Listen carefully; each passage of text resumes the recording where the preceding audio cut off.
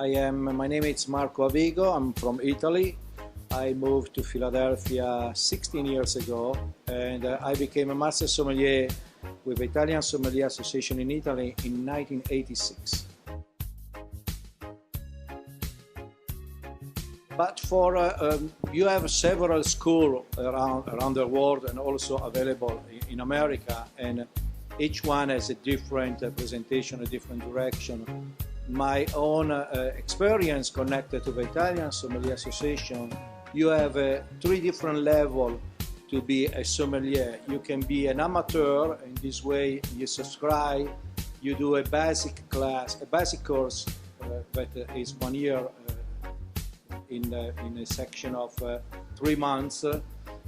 You can become an aspirant sommelier. In this way, you have to do 2 years of classes, and the last one to become a master sommelier, like the one that I did, is a 3-year school with 3 different levels.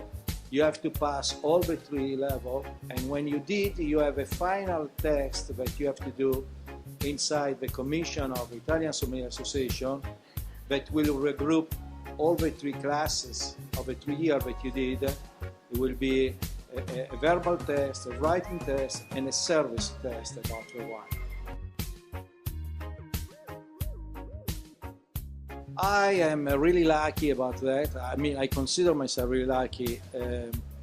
I grew up in a restaurant business, and my father was one of 15 guys that in the 60s actually created the Italian Sommelier Association. So I started to walk around the wine when I was a kid and visit wineries with my father in my teenager area.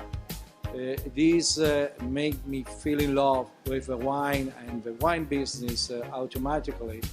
And the great experience for myself that I have is that I went through 2 generations of winemaker and wine producer. So when I was younger, through my father, I met the old generation of producer and the old style of making wine in the 70s.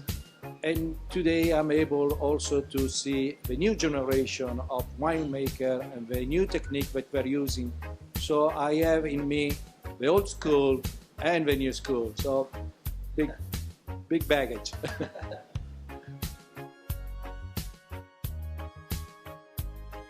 It is, and it's boring, you know. If you do the first level, it's really fascinating because you touch base with a little bit of everything, not just wine, but alcohol, beer, the pairing, food and wine. If you want to become sommelier instead, you have to spend a lot of time on learning. Like, I give you an example. The second year, it's only about vines and grapes and area. And you have to memorize everything is made in Italy and everything is made around the world. And it's tough.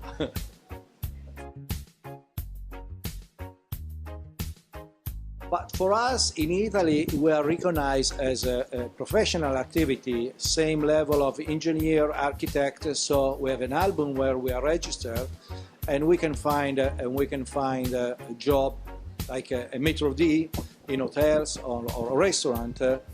I see that this opportunity is starting to open up in America too. So slowly people realize the importance of the sommelier in a restaurant business, and they start to look for.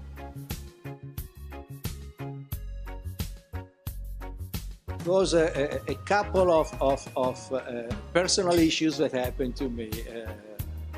Finally, I had to sell my restaurant, and when I was looking to do something, a friend of mine that is an importer and also distributor of wine in Philadelphia contacted me and invite me to work for him. And the idea was come to America, a couple of years, do some experience, and go back. And I never did. I'm still here.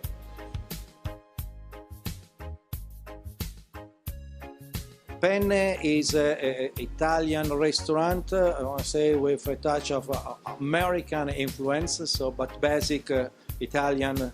All the pasta that we make, it's made from scratch. And we are definitely working on the presentation of typical Italian dishes with a nice pairing of wine. My job here as a manager slash sommelier is also to help the customer to choose, a nice glass of wine that will pair with the food that, yes, we have over 20 wines by the glass that I rotate every 3 months, so the people that come back to Penne, they are always able to find a new glass of wine and a new dish, because also we change the menu seasonally.